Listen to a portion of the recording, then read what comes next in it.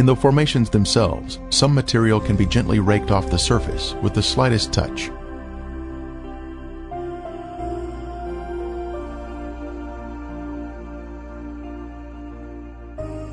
Looking down the city streets, one can notice man-made shapes which are not found in nature.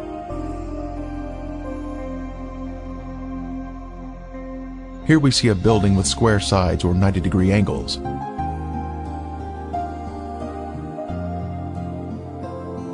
From the opposite side, we can see the same symmetrical structure and man-made angles.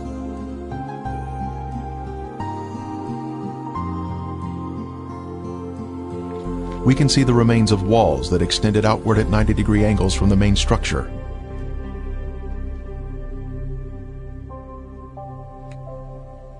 Once again, further evidence of man-made construction.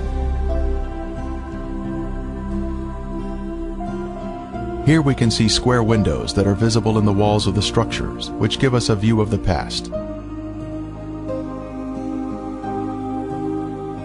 Scanning the city for signs of prior habitation, we can see in the foreground a tower of cylindrical design, positioned at the edge of the city. The remains have suffered greatly during 3,500 years of wind and rain erosion. Even still, there is the appearance here of streets and man-made structures.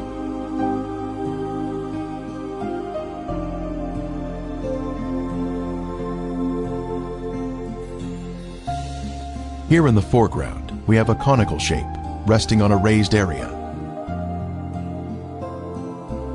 A short distance away, we see another similar shape.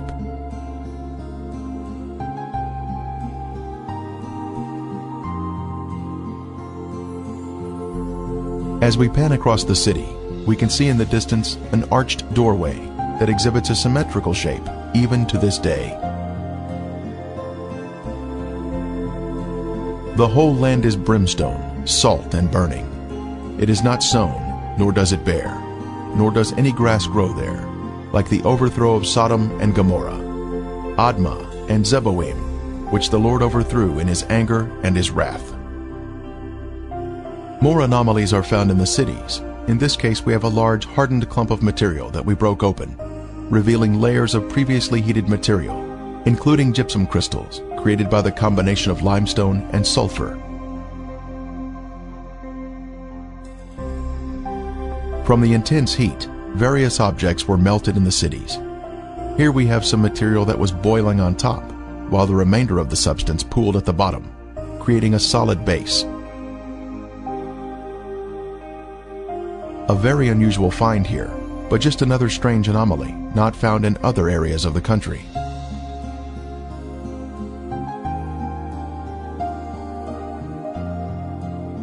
Here is another example of some type of substance that was melted from the extreme heat that God rained down from above. Resting on the ground, we find an unusual layer of gypsum crystals. Underneath the crystals is a layer of white gypsum, then gray ash, all of which was created by the great conflagration of heat, which consumed these sinful cities along the Dead Sea.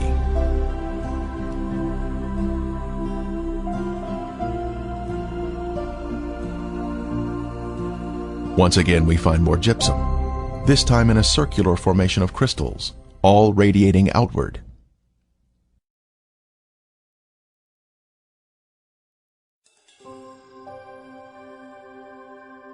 Then the Lord rained brimstone and fire on Sodom and Gomorrah, from the Lord out of the heavens. Brimstone. Our first sample was found here, having been washed down from a higher location. This is the heavenly marker left behind, which proves the sites to be the real Sodom and Gomorrah.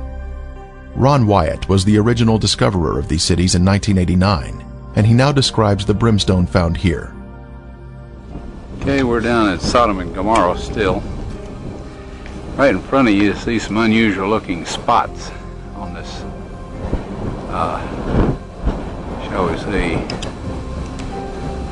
layer of ash. It's not stone, it's ash. Now we'll move in for a close-up of this. And you can see that they're kind of circular shaped. places. Now what we have found, and we'll move in a little closer here, is that inside each of these is sulfur. That is, in most of them. Now the ones that do not have sulfur in them, and this one we just took a bunch of sulfur out and put it in our specimen bag. But the ones that don't have sulfur have a very black center where they have where it's been very hot. So now we'll move in on this one where there is some sulfur still present, and back off just enough so you can see what we're up to here, and we'll go collect that sample in a bag.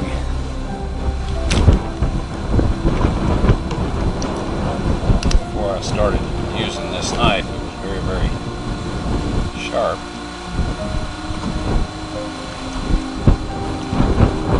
Okay, here this is, and we have collected some more, and it smells and tastes like sulfur. Now the Bible tells us that it rained fire and brimstone upon the cities of Sodom and Gomorrah. Now what you see in front of you here is the results of large and small, well, varying sized chunks of sulfur, burning sulfur that have hit.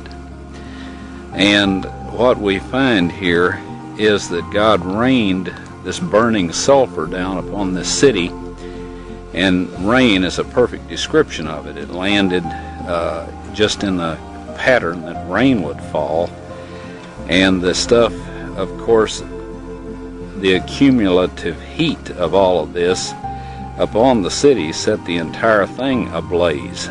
The flashpoint of every material there, metal, stone, of course the people, and everything burned, and this sulfur continued to burn, and it vitrified the material around it. After it had burned it all up, sealed itself off from the oxygen, and then of course smothered itself out. And in each of these little crystalline capsules here is a varying size chunk of sulfur, and there are millions of these in these ashes that we have here. Now some of them we have cracked open so you can see the sulfur inside, and others we have left intact, but there are millions of these here.